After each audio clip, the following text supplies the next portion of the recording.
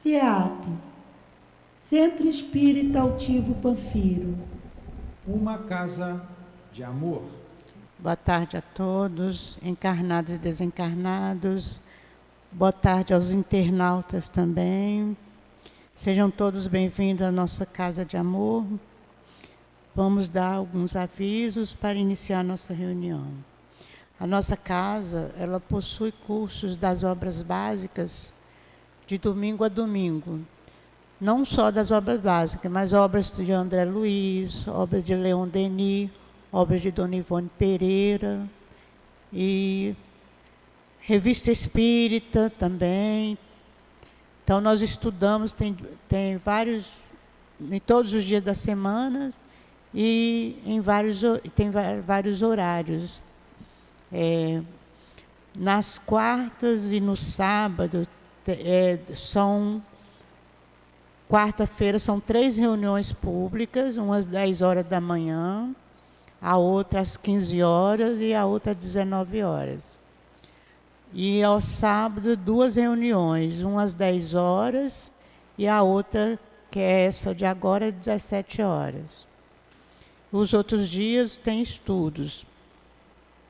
Quem quiser estudar conosco, é só entrar no nosso site www.centroespiritaaltivopanfiro.com.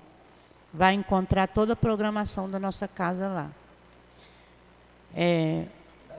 A nossa casa mantém a obra social Antônio de Aquino, que acontece aos sábados, de 8 ao meio-dia.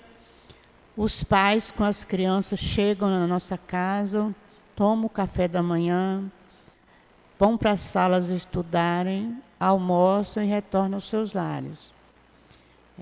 A gente pede, quem puder nos ajudar, com 1 quilo de alimento não perecível, que serve tanto para compor as cestas básicas que a gente distribui para essas famílias e também na alimentação delas. Então, já vai ajudar.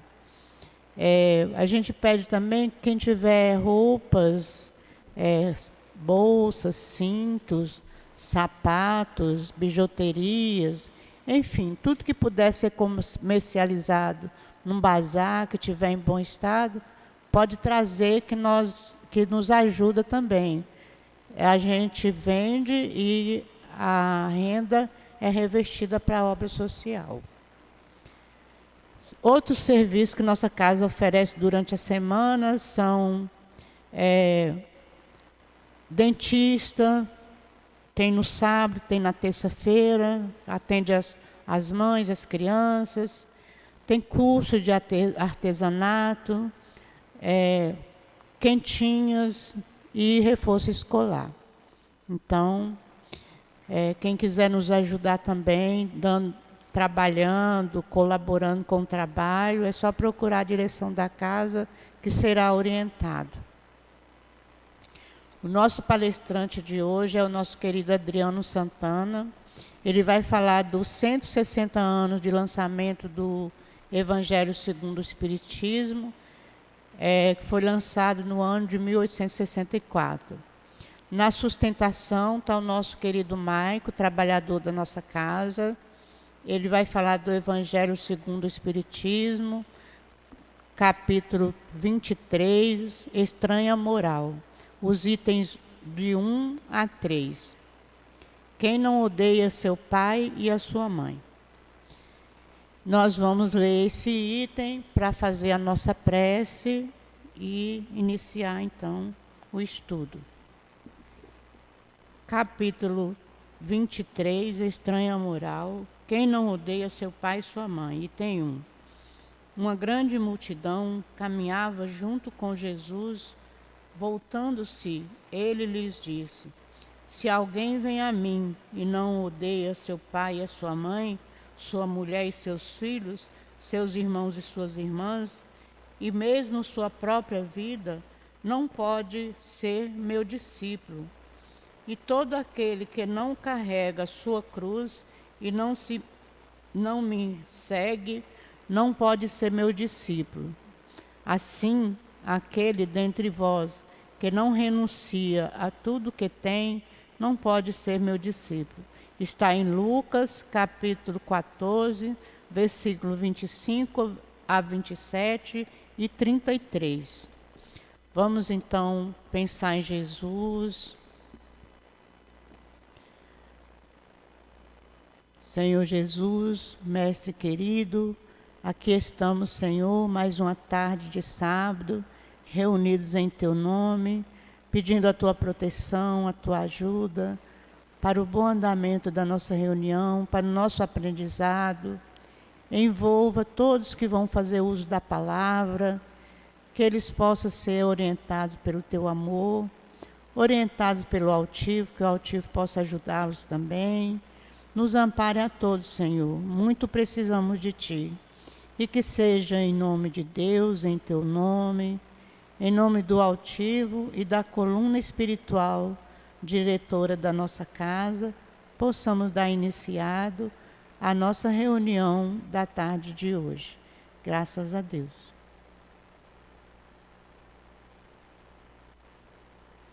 Bom, vou passar a palavra a Adriano Santana, que Deus o abençoe.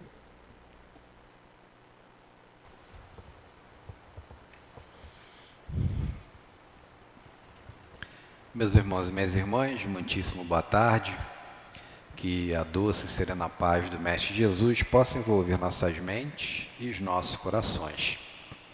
A gente, antes de iniciar a tarefa da tarde, de estabelecermos essa justa homenagem, uma reflexão acerca desse momento comemorativo de 160 anos do Evangelho segundo o Espiritismo, a gente tem sido inspirado e convidado a fazer uma breve reflexão acerca da necessidade de mantermos acesos em nossos corações e nossas mentes o sentimento de gratidão.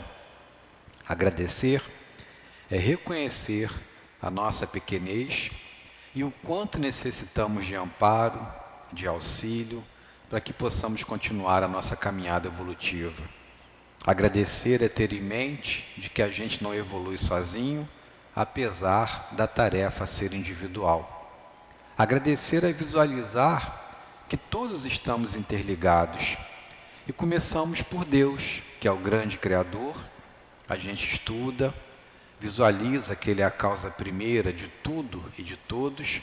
E se não fosse a sua vontade fecunda, soberana, pura e perfeita, nada existiria, ninguém existiria. A Deus, então, o nosso muitíssimo obrigado. Saibamos também agradecer ao nosso guia e ao nosso modelo. Deus, que é o grande Criador, nunca nos deixou a sós desamparados. E Jesus assume a missão de nos orientar, de nos conduzir, de nos educar neste planeta abençoado. E a gente não faz ideia de todo o amor, carinho e o trabalho de longo e longo tempo que Jesus empreende para possibilitar o nosso progresso. A Jesus de Nazaré também, o nosso muitíssimo obrigado. Mas, vamos colocar assim, um pouco mais próximo de nós, tendo um conhecimento pessoal desta encarnação e de outras, convida-nos a gratidão a visualizarmos a presença dos nossos mentores. É o anjo da guarda, aquele que assume a missão de nos orientar, de nos amparar, de nos inspirar no caminho do bem, respeitando sempre, porém, o nosso livre-arbítrio. A cada anjo guardião aqui representado, também fica o nosso muitíssimo obrigado. E fica sempre o convite para que a gente possa vibrar a favor de todas as instituições religiosas, mas para nós em especial fica sempre o convite para que possamos, ao adentrar em nossa casa, fazermos um momento de reflexão e agradecermos por este ambiente amparado, trabalhado pelos mentores para nos receber, para nos acalmar, para nos apaziguar, para nos dar um fortalecimento a fim de que possamos seguir adiante. A cada anjo da guarda, então, o nosso muitíssimo obrigado, e a nossa casa espírita, a casa de Altivo Panfiro, que temos a honra de podermos estar aqui recebendo toda essa proteção, todo esse amparo, fica aqui também o nosso muitíssimo obrigado. Como a nossa irmã com muito amor e carinho estabeleceu, a dinâmica dessa tarde é a gente fazer um trabalho de reflexão acerca desse momento, onde comemoramos 160 anos da publicação do Evangelho segundo o Espiritismo. Falar de Evangelho hoje, para nós é muito fácil. Temos na liberdade de expressão um instrumento de proteção para que possamos nos comunicar, salvaguardando, porém, o direito sagrado alheio. Mas temos hoje a liberdade que há tempos atrás não tínhamos. E o momento em que Kardec assumiu essa missão divina e sagrada de trazer o Consolador prometido para nós, apesar de ser pós-Revolução Francesa, onde havia todo um aparato para que pudéssemos visualizar a luta pela liberdade, pela igualdade, pela fraternidade, ainda havia muito poder por trás de cada movimento em que se pudesse estabelecer uma dinâmica de libertar o povo do véu da religião até então dominante, preponderante, e que se fazia presente tentando de alguma maneira diminuir as demais possibilidades luminosas para que pudéssemos nos religar a Deus e ao próprio Cristo. Mas Kardec, ele não teme essa missão. Ele a recebe no plano espiritual com muito amor, com muito carinho. Vem na condição de cientista, de professor, de intelectual respeitado da sua época. Encontra no movimento das mesas girantes toda uma possibilidade de pesquisa, empreendendo um trabalho profícuo com a sua equipe para reconhecer que o plano espiritual é uma realidade, que há a possibilidade de comunicação entre o plano material e o plano espiritual, que a reencarnação é uma bênção, uma dádiva divina, fazendo com que sempre possamos ser perdoados e possamos recomeçar a nossa trajetória.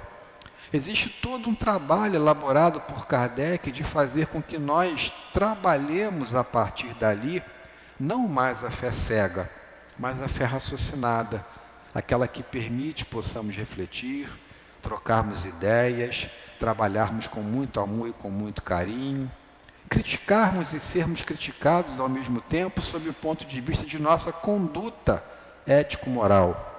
E assim, dentro desse processo de pesquisa, a gente visualiza, em 18 de abril de 1857, a luminosa publicação do primeiro livro, que foi o Livro dos Espíritos. Naquele momento, por que a gente fala isso? O objetivo de Kardec não era trabalhar uma questão de ordem religiosa, mas o objetivo era estabelecer um convite à filosofia, um convite à ciência, um convite à comprovação sistemática do espírito imortal que somos cada um de nós, da comunicabilidade, da lei de causa e de efeito, mas do amor divino de Deus e de Jesus a favor de cada um de nós, no sentido sempre de nos possibilitar uma nova chance, um novo recomeço, uma nova caminhada. Mas as forças potentes daquele momento não receberam bem o Livro dos Espíritos. Era todo um processo convidando a que cada um, a partir dali, nos visualizássemos como filhos de Deus, sem a necessidade de um intermediário, de um interlocutor, de alguém com poder na terra para nos conduzir de maneira equilibrada ao plano espiritual. Caberia tão somente que trabalhássemos junto à nossa consciência e de que procurássemos, pela prática do bem, sairmos daqui melhores do que quando chegamos. Isso causou um reboliço. Mas interessante, um reboliço não apenas no campo religioso, mas também no campo científico. As grandes academias procuraram refutar. Só que, para júbilo nosso, os cientistas que foram colocados à disposição para pesquisar e tentar desmascarar inicialmente o espiritismo, pesquisaram, efetivamente, mas acabaram se tornando espíritas, porque constataram a realidade daquela nova filosofia maravilhosa que era apresentada por Allan Kardec. Mas ele não para por aí. Ele vislumbra a necessidade de estabelecer um código de orientação para a prática mediúnica e para as evocações.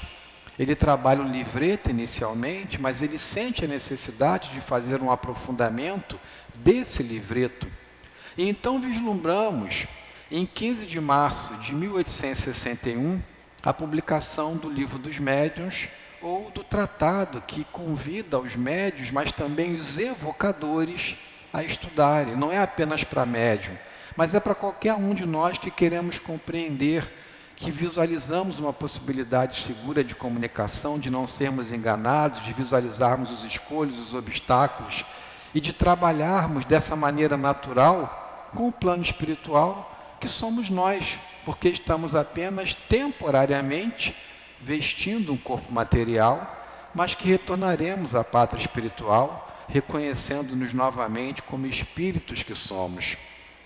A igreja ataca, a igreja chama Kardec de herege, a igreja não aceita o convite, porque tanto o Livro dos Espíritos quanto o Livro dos Médiuns não era para apresentar o espiritismo de uma forma uníssona, sobrepujando as religiões vigentes. Pelo contrário, o convite era para que cada núcleo religioso mantivesse a sua fé, mantivesse os seus dogmas, mas absorvesse a filosofia espírita inicialmente para compreender a questão dos milagres, a questão das aparições dos anjos, a questão das comunicabilidades que nós vislumbramos em várias passagens do Velho Testamento e do Novo Testamento também.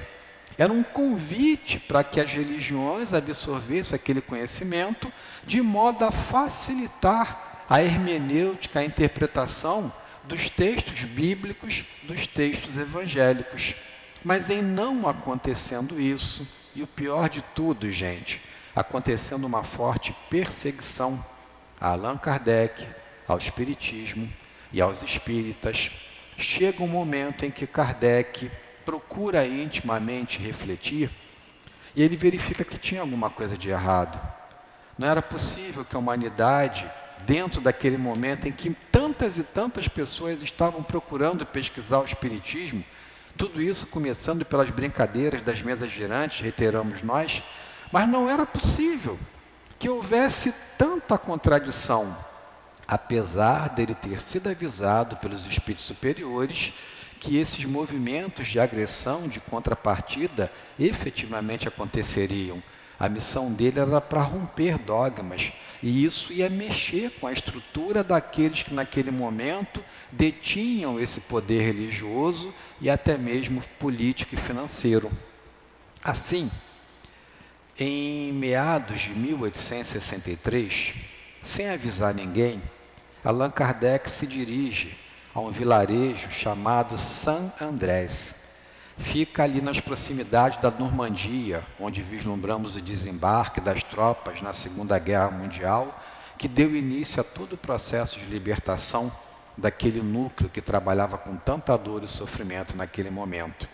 Em Saint-Andrés, sem avisar ninguém, ele começa a pesquisar profundamente sobre o Evangelho de Jesus.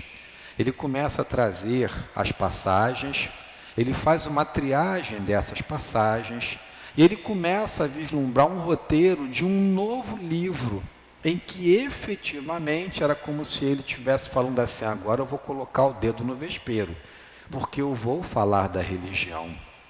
Mas eu vou falar da religião com base nas máximas morais do Cristo.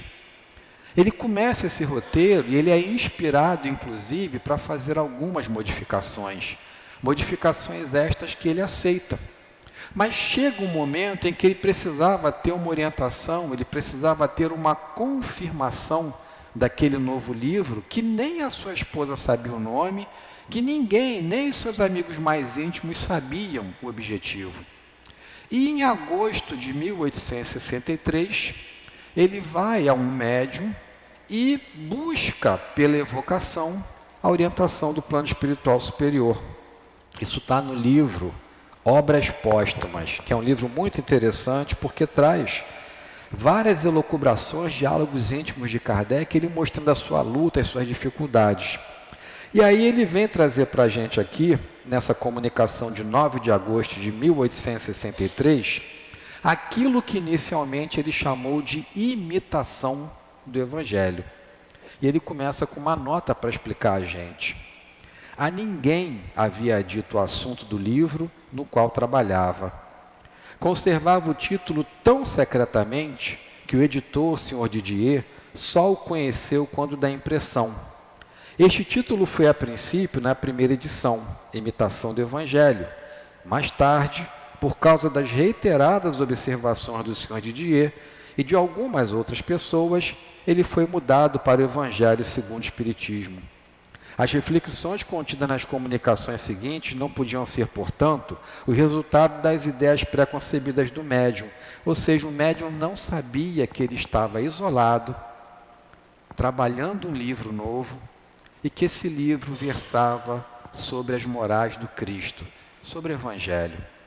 E ele vai buscar o médium entra em comunicação com o plano espiritual superior, e sem que ninguém soubesse, as respostas começaram a aparecer para Kardec no sentido de incentivá-lo, de orientá-lo e de dizer que ele não estava sozinho na compilação dessa ferramenta maravilhosa que beneficia a todos nós até os dias de hoje e que vai continuar beneficiando. Nem os seus amigos mais íntimos sabiam, e quando ele foi publicar, a ideia inicial dele era trazer o tema imitação do Evangelho. E o Sr. Didier, que era um amigo íntimo e que publicava os livros, mais outros amigos falaram assim: Kardec, pensa bem, você está botando o dedo num vespeiro. Você vai falar que é imitação do Evangelho, eles vão falar o que para a gente? O cara está fazendo o Evangelho novo. O cara está fazendo uma nova escrita, imitando Jesus. Ele quer ser o próprio Jesus. E Kardec, na sua humildade, refletiu e falou assim: vocês têm razão. Não precisa ser uma imitação do Evangelho, mas vamos então apresentar o Evangelho segundo a interpretação do Espiritismo, para que as pessoas possam ler e compreender. E aí ele faz as perguntas e recebe a seguinte orientação: o que pensais da nova obra em que trabalho neste momento? Em momento algum ele diz o que era, diz o nome. E o médium, sem saber de nada, recebendo a orientação do plano espiritual, ele recebe a comunicação. Este livro de doutrina terá uma influência considerável. Nele aborda as questões capitais. E não somente o mundo religioso aí encontrará as máximas que lhe são necessárias, mas a vida prática das nações nele aurirá excelentes instruções. Fizestes bem em abordar as questões de alta moral prática, do ponto de vista dos interesses gerais, dos interesses sociais e dos interesses religiosos. A dúvida deve ser destruída. A terra e suas populações civilizadas estão prontas. Já há bastante tempo que os amigos de além-túmulo a arrotearam. Lança, pois, a semente que te confiamos, porque já é tempo que a terra gravite na ordem radiante das esferas e que saia, enfim, da penumbra e dos nevoeiros intelectuais. Termina a tua obra e conta com a proteção do teu guia, o guia de todos nós, e com auxílio devotado de teus mais fiéis espíritos, em cujo número queira sempre incluir-me. O espírito dá a cola de que o trabalho que ele estava fazendo, de que ninguém sabia, era um trabalho de extremo conteúdo moralizador. E que esse conteúdo moralizador, ele ia lançar balizas luminosas não apenas para o ser humano individualmente, mas para toda a sociedade. Ele deixa claro que ele não estava sozinho e que ele era tutelado por Jesus e por tantos outros espíritos superiores. Não sei se vocês perceberam, peço permissão para reler. Termina a tua obra e conta com a proteção do teu guia, o guia de todos nós, Jesus. E com o auxílio devotado de teus mais fiéis espíritos. Eu queria chamar a atenção para a gente refletir quem era esse cara, com todo respeito, que estava aqui encarnado. Quem era Allan Kardec? Ele estava lá colado com Jesus. Os espíritos superiores admiravam Kardec. Os teus mais devotados espíritos estão contigo. Ele faz parte dessa falange do espírito de verdade. e assume essa missão de reencarnar para nos relembrar do roteiro que a gente acabou esquecendo no meio do caminho. Esquecemos desse roteiro com as guerras santas, as chamadas cruzadas.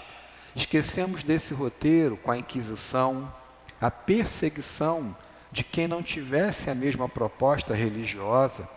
Esquecemos de todo esse processo de trabalhar quem não aceitasse a religiosidade predominante daquele momento com todo respeito, ao ponto de ser considerado herege, passar por um tribunal de inquisição e receber em nome de Jesus, pasmemos nós, e talvez estivéssemos lá, é apenas uma visão histórica, a pena de morte pela fogueira. Vários atos aconteceram e grandes dificuldades se apresentaram em nome do Cristo para que houvesse uma condução coercitiva no campo de um objetivo religioso. E Allan Kardec vem com essa missão, e ele está muito bem amparado. Era um momento de extrema dificuldade, em que era necessário um posicionamento. E esse mentor se posiciona, apesar de toda a perseguição, de toda a crítica, de todo o processo de imposição de uma força predominante, até então vigente.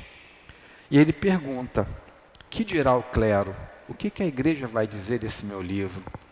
E eles respondem para ele, deixando claro do que poderia acontecer. O clero gritará heresia, porque verá que nele atacas decididamente as penas eternas e outros pontos sobre os quais ele apoia a sua influência e seu crédito. Ele gritará tanto mais quanto se sentirá muito mais ferido do que pela publicação de Livro dos Espíritos, do qual, a rigor, podia aceitar os dados principais. Mas agora vais entrar num novo caminho em que ele não poderá seguir-te. O anátema secreto se tornará oficial, e os espíritas serão rejeitados, como foram os judeus e os pagãos pela Igreja Romana. Por outro lado, os espíritas verão seu número aumentar, em razão dessa espécie de perseguição, sobretudo vendo os padres acusarem de obra absolutamente demoníaca uma doutrina cuja moralidade brilhará como um raio de sol, pela publicação mesma do teu livro e daqueles que te seguirão. Eis que se aproxima a hora em que te será necessário declarar abertamente o Espiritismo tal como ele é, e mostrar a todos onde se encontra a verdadeira doutrina ensinada pelo Cristo. Aproxima-se a hora em que, à face do céu e da terra, deverás proclamar o Espiritismo como a única tradição realmente cristã, a única instituição verdadeiramente divina e humana. Escolhendo-te, os Espíritos sabiam da solidez das suas convicções e que a tua fé, como um muro de aço, resistiria a todos os ataques. Quando a gente vai estudar no Livro dos Espíritos a questão da missão, a gente aprende com eles que todos nós somos missionários. Cada um de nós faz um planejamento reencarnatório. Mas as nossas missões, segundo Allan Kardec, lá na terceira parte dos Espíritos, elas são mais pessoais. São para nós, para a nossa família, para o nosso trabalho. E ele pergunta, então, com relação ao grande missionário, aquilo que se dá o nome de missão mesmo, como identificá-lo. E eles afirmam: por aquilo que eles deixarem de brilho para a humanidade, pela obra que eles colocarem a favor da humanidade. Muitas vezes, ou na maioria das vezes, não se reconhecerão como missionários. Mas por que Deus permite que eles assumam essa missão? Nós pedimos as nossas pequenas missões para a gente ver se a gente é capaz de evoluir. Esses grandes espíritos já evoluíram em encarnações passadas. Eles têm um aprendizado. Então Deus sabe que eles não vão falhar. É a missão dada ao general que já esteve em combate, que já comandou tropas. E que o chefe supremo sabe que ele tem toda a experiência para poder conduzir o exército à vitória. Assim foi Allan Kardec, em especial nesse momento em que ele estava mexendo numa questão muito, muito delicada, que era apresentar a terceira faceta do Espiritismo para nós. Ele apresenta inicialmente a ciência, ele apresenta inicialmente a filosofia, Mas renegadas a ciência e a filosofia por aqueles que poderiam absorvê-la e foram convidados para isso, agora ele traz a religião.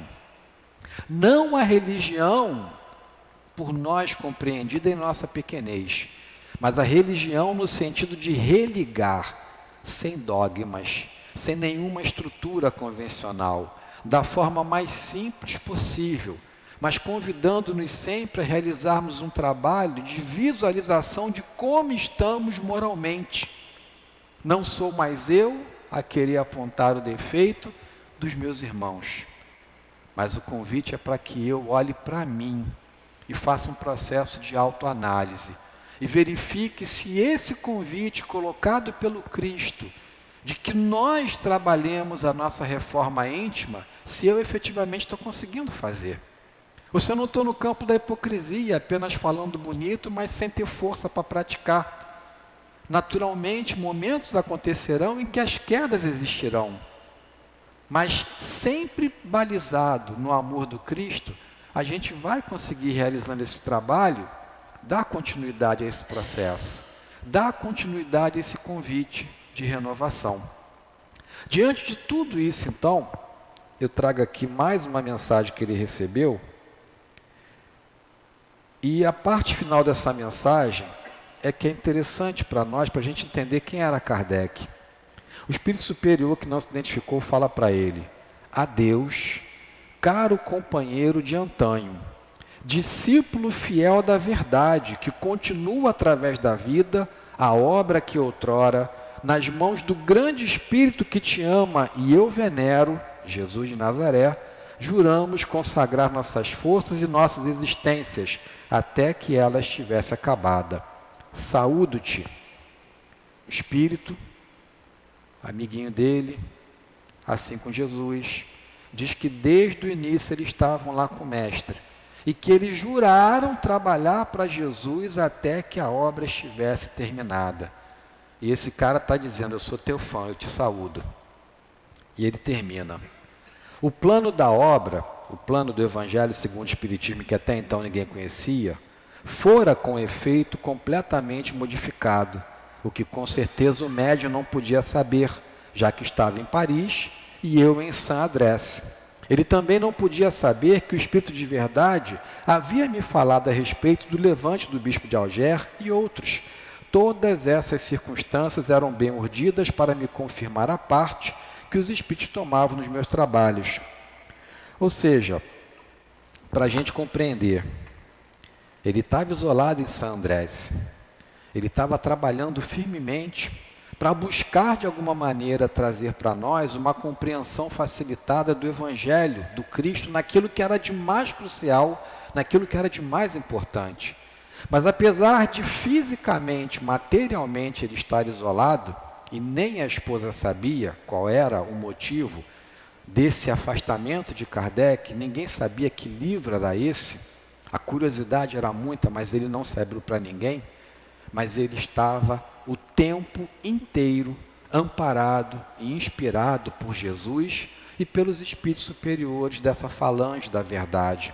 Em momento algum ele foi solitário, apesar de ter cumprido a sua missão a sós, principalmente para colocar o Evangelho segundo o Espiritismo à disposição de todos nós. 1863, estudo, preparação, modificação, inspiração, suor, transpiração, reflexão, orientação do plano espiritual. E assim, em 15 de abril de 1864, vem a lume, inicialmente, a imitação do Evangelho. E depois, como a gente já falou, o senhor Didier, bom senso, consegue convencê-lo de que esse nome não era legal e que só ia trazer mais perseguição. E ele humildemente acata essa reflexão dos amigos e nas próximas edições o livro vem com o nome Evangelho segundo o Espiritismo. Lá na introdução do Evangelho, Kardec vem trazer uma explicação que é bem legal da gente meditar e guardar. Ele diz mais ou menos assim, que os evangelhos colocados, cada um de seus escritores, Eles procuraram trazer para nós a prática da passagem do Cristo, as palavras que determinaram os dogmas da igreja, as predições de Jesus. Vem trazendo várias passagens que, se nós observarmos, por exemplo, comemoramos o Natal de Jesus em dezembro. Mas hoje até mesmo o segmento de protestantes que procuram estudar, eles afirmam que não é provável que Jesus tenha nascido em dezembro. Porque a Bíblia diz que o clima era diferente do clima de dezembro, lá na região em que Jesus nasceu. Então, eles vêm colocando para nós que isso gera muita polêmica. Mas o que Kardec fez? Ele focou na quinta possibilidade, a mais importante, a mais crucial para nós: os ensinamentos morais que o Cristo deixou. Porque ele afirmou que esses ensinamentos morais ninguém pode contestar. Você pode pegar pessoas das mais variadas religiões, e se você colocar essas pessoas, e você colocar o tema perdão das ofensas, ninguém vai contestar de que todos somos convidados, por uma questão amorosa de crescimento, a perdoarmos, porque necessitamos nós também de perdão. Se você pegar o tema amor, todos eles vão encontrar consenso para conversar sobre amor. Se você pegar a caridade, todos eles vão encontrar consenso para falar e trabalhar a caridade. Mas esses temas que podem gerar polêmica, Kardec separou e falou: não vou tocar nisso. Cada um que fique com seu dogma e devemos respeitar. Cada um que acredite nas possibilidades ali lançadas e devemos respeitar. Mas no que toca moral, podemos abertamente falar: doa a quem doer, porque a moral é do Cristo, e a moral do Cristo está baseada nas leis divinas, e as leis divinas são de Deus, e portanto são leis perfeitas. E assim ele traz para nós, não em ordem cronológica direitinha, mas ele traz todo o compêndio dessas possibilidades de ensinamentos morais deixados pelo Cristo. Ali, gente, no Evangelho, é Allan Kardec interpretando pessoalmente as passagens de Jesus, tirando aquela coberta que muitas vezes dificultava a minha interpretação para determinadas passagens. Era Allan Kardec apresentando-se como missionário superior encarnado para deixar para nós o consolador no campo da moralidade. Interessante que ele coloca nessa introdução que o Evangelho é universal, que o Evangelho é para todos, independente da sua crença, independente da sua religião. Ele não estava trazendo ali uma visão exclusivamente de cunho espírita, mas a visão ali era de quem estava convidando a reflexão sobre a moral individual, a moral social, a moral dos países. Ele afirma que esse tratado pode nos levar à modificação de leis. Até hoje, em vários países, ainda temos em vigor a pena de morte. Mas se nós estudarmos o Evangelho, se nós compreendermos o perdão das ofensas, se nós nos identificarmos como espíritos imortais e compreendermos que eu não mato o espírito, mas mato tão somente o corpo, por que manter a pena de morte? Se não é melhor deixar o indivíduo que cometeu um crime aqui, para que ele possa, perante a sociedade segregado, refletir sobre o seu erro e meditar e ter acesso a uma possibilidade de ressocialização. Matar é soltar o espírito para que, revoltado, ele se una a outros no plano espiritual e se transforme num obsessor.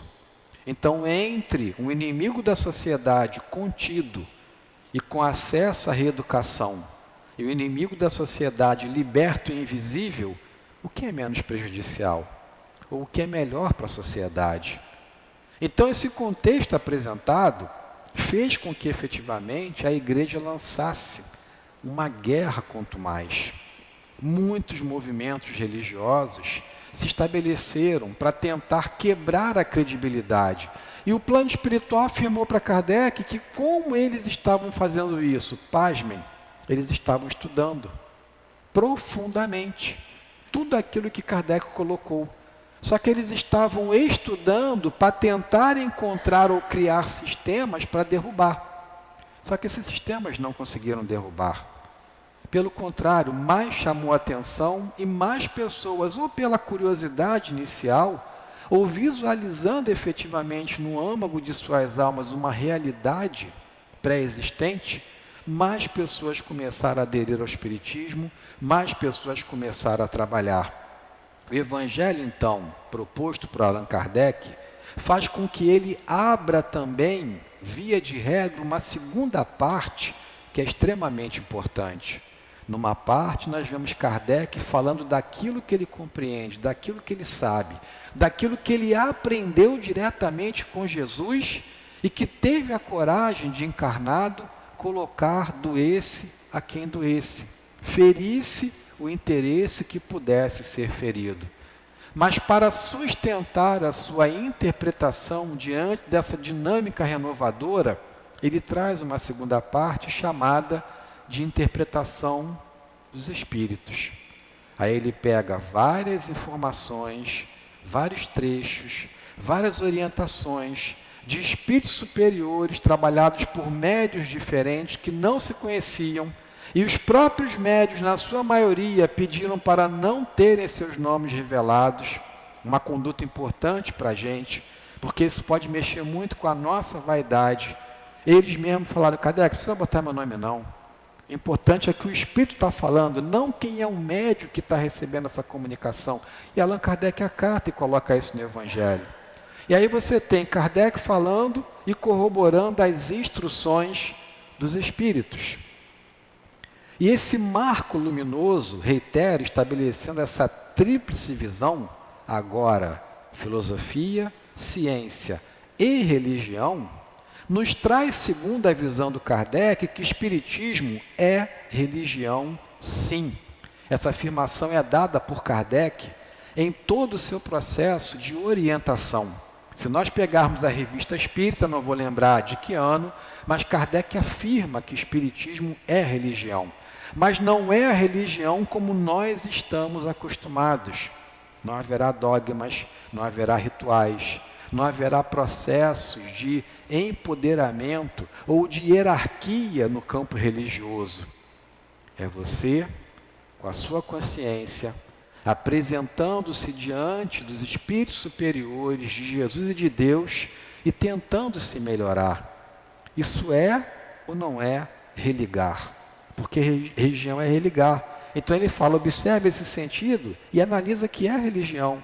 Mas não é religião de púlpito, não é religião de dogma, não é religião dos vários tratados que o homem cria para criar uma estrutura em que muitas vezes ele fica protegido e até se empodera. Mas é você compreendendo que pela força do seu pensamento, é você compreendendo que pela sua fé, é você analisando que você pode estabelecer uma conversa íntima chamada oração, chamada prece. E a verdadeira prece é aquela feita com sentimento, não é com quantidade de palavras. Tudo isso ele vem colocando com muito amor, com muito zelo, com muito respeito, com muito carinho, para que a gente compreenda a verdadeira possibilidade de nos religarmos a esse plano espiritual superior. Ele traz as balizas renovadoras e ele apresenta para nós um lema maravilhoso. Até então o lema da igreja era exatamente esse: fora da igreja não há salvação. Ou seja, quem não aceitasse a igreja com seus postulados, seus dogmas, suas orientações, era herege. E o herege, ele seria condenado, seus bens seriam confiscados, ele passaria por um processo inquisitorial e poderia, se não abjurasse, se não voltasse atrás, poderia até sofrer a pena de morte. Mas ele coloca para nós que essa visão, ela necessita ser reformulada.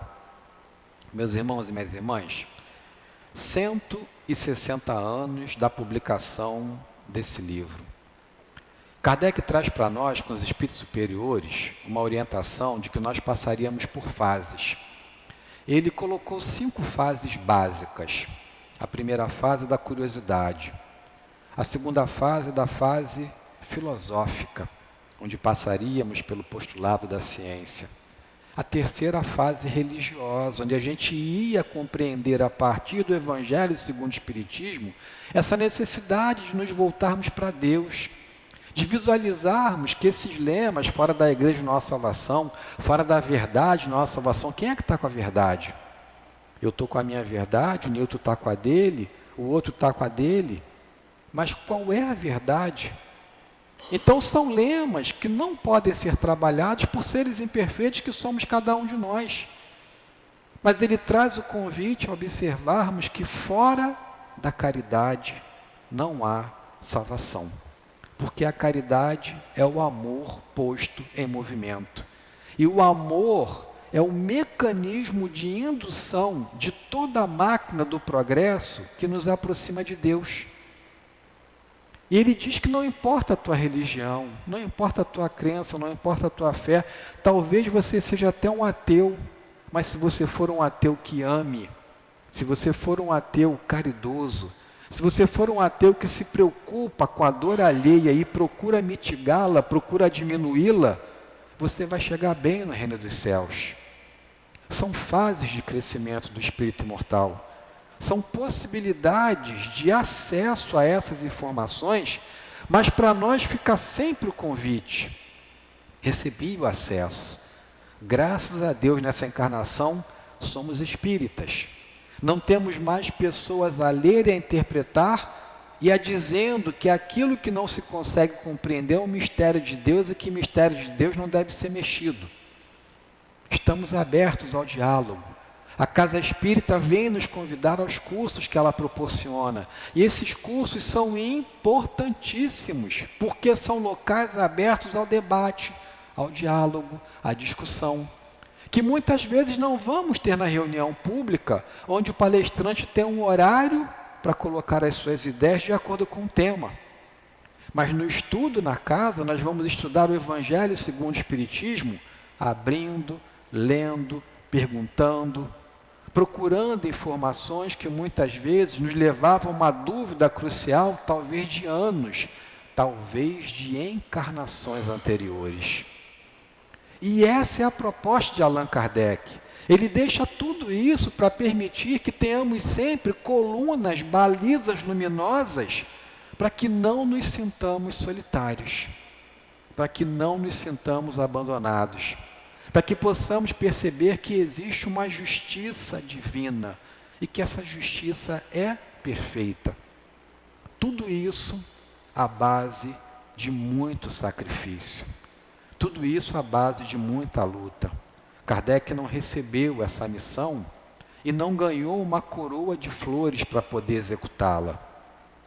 A gente viu aqui, o tempo inteiro o plano espiritual superior falou que ele passaria por provas difíceis, que ele seria perseguido, que os seus ideais seriam contestados, que tramas seriam urdidas na calada da noite para tentar desestabilizar o seu movimento de esclarecimento. Em nome de Jesus. Em nome de Jesus matamos, em nome de Jesus perseguimos, mas em nome de Jesus também recebemos um rastro consolador luminoso. Estabelecendo-se esse período, Kardec afirma que nós passaríamos por uma fase de transição. Na época ele não deu o nome. Ele disse, no momento certas pessoas vão estabelecer esse nome. E hoje nós falamos muito em transição planetária. É o momento que nós estamos saindo de um mundo de provas e expiações, pelo qual Kardec esteve pessoalmente para nos apresentar esse marco consolador e renovador, até que nós pudéssemos chegar ao último período, que seria o período da regeneração social. A luta é grande. Passamos por momentos de incerteza, visualizamos de forma muito clara exemplos os mais variados de violência, de perseguição, de guerra, de tentativa de imposição de visões distorcidas, inclusive no campo da religião, mais uma vez. Hoje continuamos a ser atacados como aqueles que se comunicam com o demônio, não apenas pela nossa irmã católica, mas por outros segmentos religiosos que trabalham com mais contundência ainda. É interessante, porque o cristão, o verdadeiro cristão, aquele que recebeu o evangelho do Cristo e procurou transmitir aos seus irmãos inicialmente, ele foi perseguido por Roma, ele foi atacado.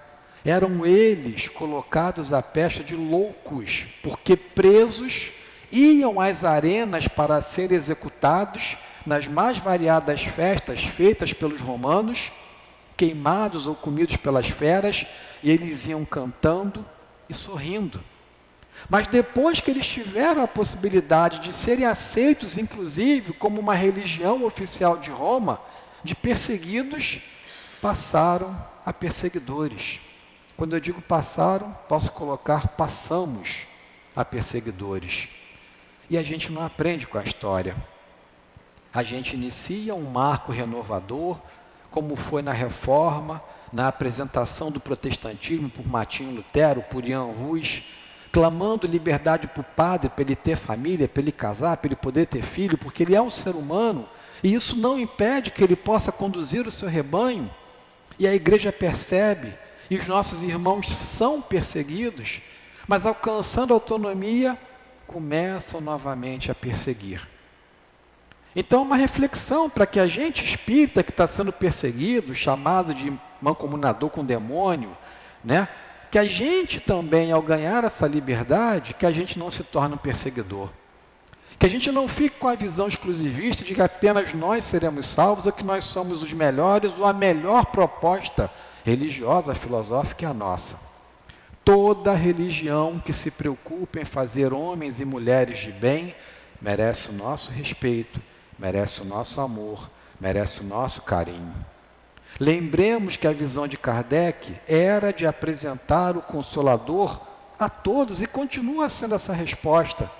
Que os nossos irmãos continuem com a sua crença, mas que peguem o livro dos Espíritos, que peguem o livro dos Médiuns, que peguem o Evangelho e procurem aplicar dentro do seu contexto religioso, para compreender a comunicação do plano espiritual, para entender a mediunidade, porque até o ateu pode ser médium, para trabalhar a caridade como um instrumento de progresso íntimo.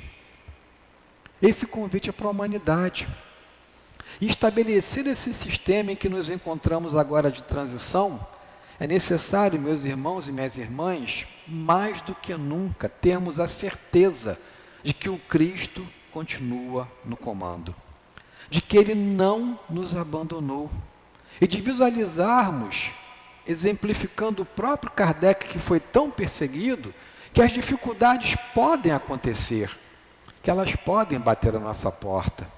Mas mesmo que as dificuldades aconteçam, quer de ordem individual, familiar, social, ou até de forma mais ampla, que nós não percamos a esperança desse controle amoroso e cuidadoso de Jesus. Que nós tenhamos a certeza que nós vamos vencer essa transição e que nós vamos nos regenerar. Esse é o convite do Espiritismo pelo Evangelho.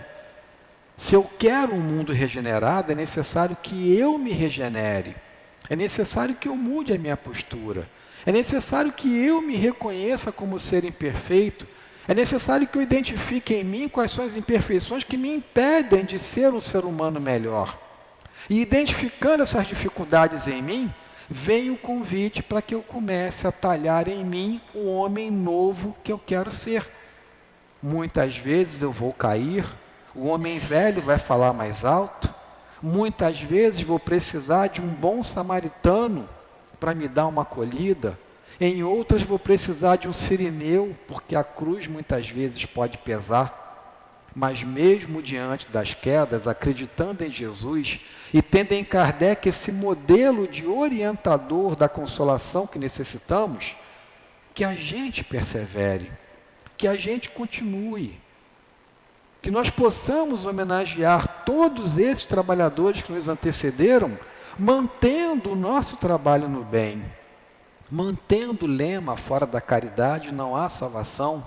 estabelecendo a caridade de forma que não saiba a mão esquerda o que faz a direita.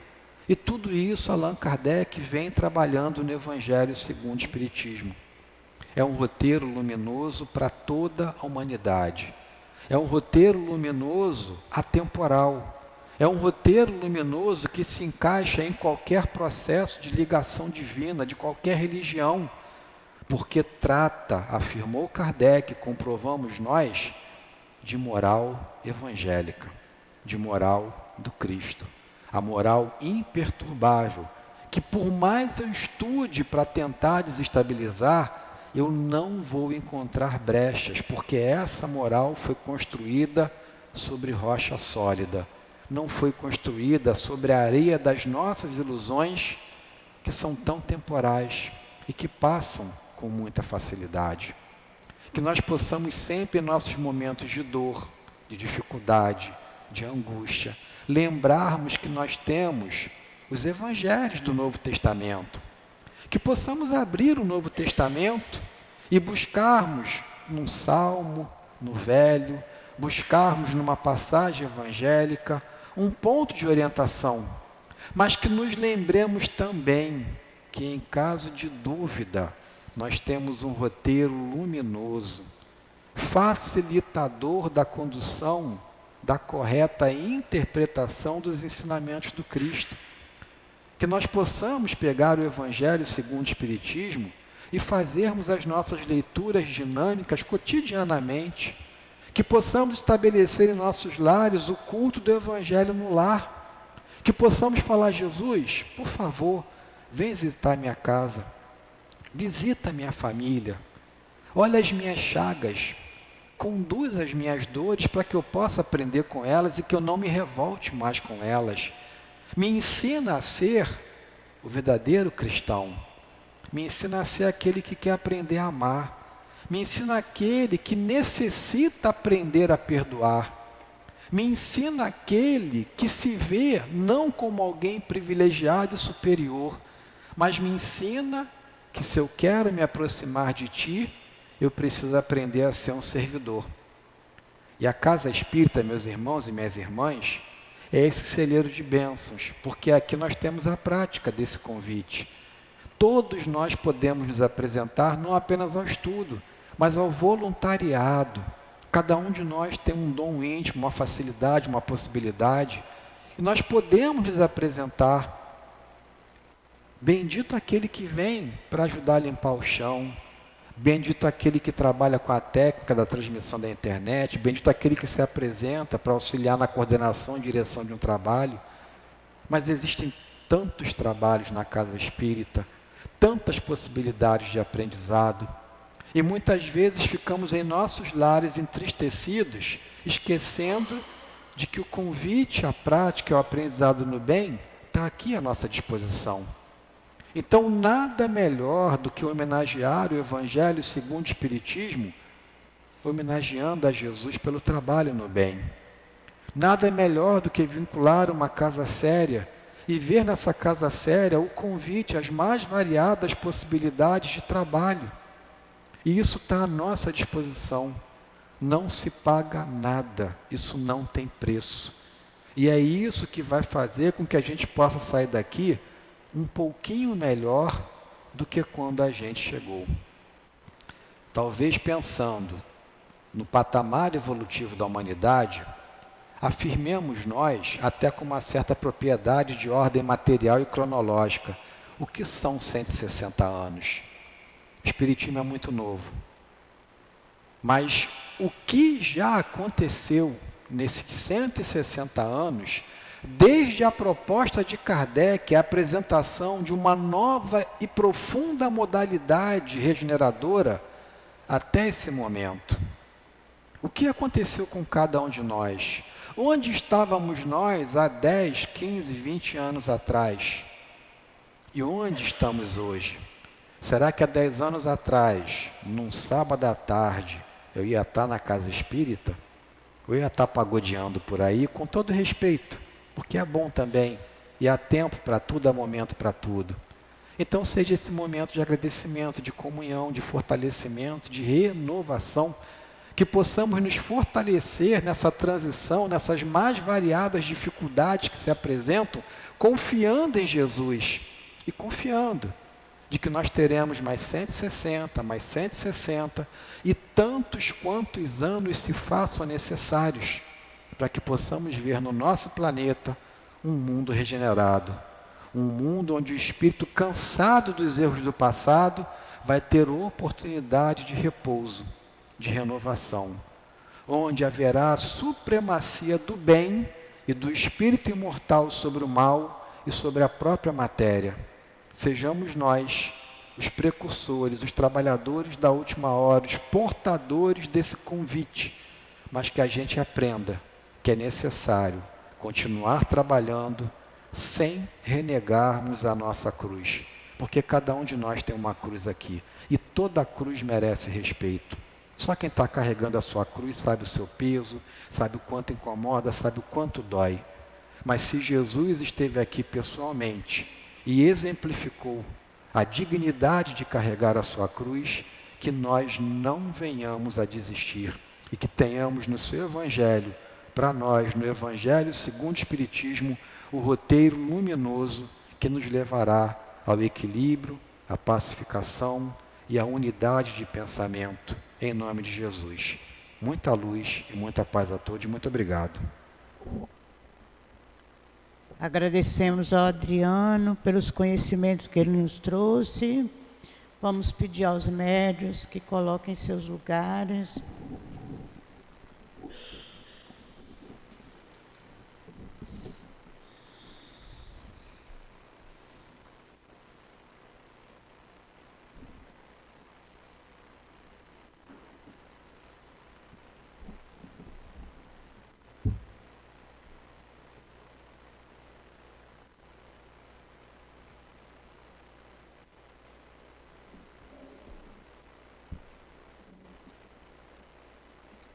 Senhor Jesus, eis que é chegado o momento dos passes, e nós te pedimos mais uma vez, Senhor, que envolva todos nós nas tuas bênçãos de paz, de luz e de amor.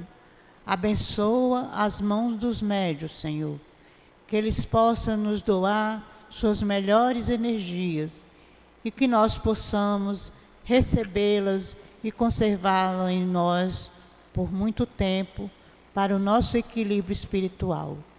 Ajuda-nos nesse momento, que seja em nome de Deus, em teu nome, em nome dos guias espirituais de cada médium, que possamos dar por iniciado o passe na nossa casa, graças a Deus.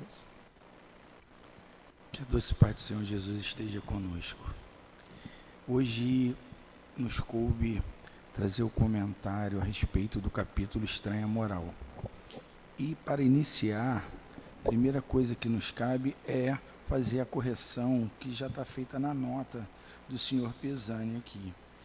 A época de Jesus, quando a gente fala dos termos do verbo hebreu, ele substitui a palavra odiar, pai e mãe, que significava aquela época como amar menos, não amar tanto. E aí fica mais compreensível a nós que, pelo simples fato de sermos espírita e já questionarmos e aprendemos com Kardec a fazer isso, jamais acharíamos que Jesus falaria que alguém deveria odiar seu pai, sua mãe, seus filhos para segui-lo. A interpretação correta, já explicada na nota, é amar menos. Por quê? Não temos como amar mais nossos pais, nossos filhos, do que a Deus. Ao nos colocarmos como discípulo, como fala no capítulo, discípulo abre mão de tudo, abre mão de todas as ligações menores, todas as ligações com atribuição material, com atribuição menor. E a gente olha para Jesus, quando a sua época, quando ia angariando seus seguidores e formando seus discípulos, as dores que eram sentidas pelos discípulos, a quantidade de dedicação e sobretudo, abrindo mão de tudo para seguir o Mestre Jesus. Então, esse capítulo está falando sobre isso, sobre quem quer seguir a Jesus no plano divino vai ter que abrir mão de algumas coisas em relação às suas famílias, sim. Temos um exemplo muito claro. Quantos companheiros espíritas se escondem ou disfarçam para onde estão indo para poder ir à casa espírita? Ainda temos isso nos dias de hoje. Sinal que a família ainda tem uma compreensão muito material. A formação da nossa família é uma formação do mundo que habitamos, ligada pelo amor, ligada pela compreensão, dentro do projeto divino. A família está dentro do projeto divino. Jesus, em vários momentos e capítulos, atribui a importância da família, porém, a família ainda tem um aspecto muito materializado. Então, se queremos seguir a Jesus, se queremos nos dedicar no plano divino, vamos ter que priorizar a Deus. Vamos ter que abrir mão do tempo, muitas vezes corrido, sem nenhum exercício de benefício para a própria família, para estar na casa espírita, estudando, trabalhando. Hoje a casa espírita carece de trabalhador, carece de pessoas que queiram estudar para se predispor ao trabalho, para contar com o processo divino. A casa espírita, como todas as outras casas religiosas, ocupa um papel essencial no mundo de provas e expiações, fazendo luz a esse projeto que o Mestre Jesus é líder. E como faremos isso não estando na casa espírita? Priorizando outras coisas, porque esse texto, esse capítulo, ele fala também. Teremos que abrir mão de tudo, e tudo é tudo mesmo. Não de não viver a vida de encarnado, vamos viver a vida de encarnado, vamos viver as questões materiais, mas se quisermos seguir ao Mestre no plano divino, vamos ter que priorizar o Mestre e o plano de Deus, colocar à frente, abrir mão e refletir sempre, né, como temos tratado dessa relação com Jesus. Que assim seja, graças a Deus.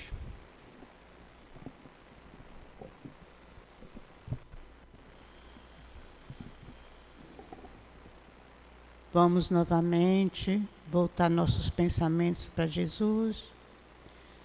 Jesus, Mestre querido, nós agradecemos, Senhor, por essa tarde de estudo, de aprendizado, de fortalecimento de nossas almas.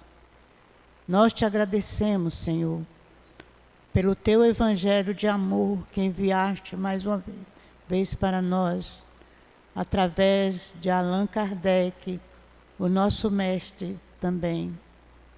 Agradecemos a ele por todo esse trabalho que ele fez para nos ajudar a relembrar os teus ensinamentos e buscar te seguir. Que possamos caminhar na tua direção, Jesus, na direção de Deus, na direção do mais alto. Pedimos que nos leve de volta para casa, sob a tua proteção, sob o teu amparo. Que seja em nome de Deus, em teu nome, Jesus, em nome do altivo e dos diretores espirituais da nossa casa de amor, que possamos dar por encerrado a nossa reunião da tarde de hoje. Graças a Deus.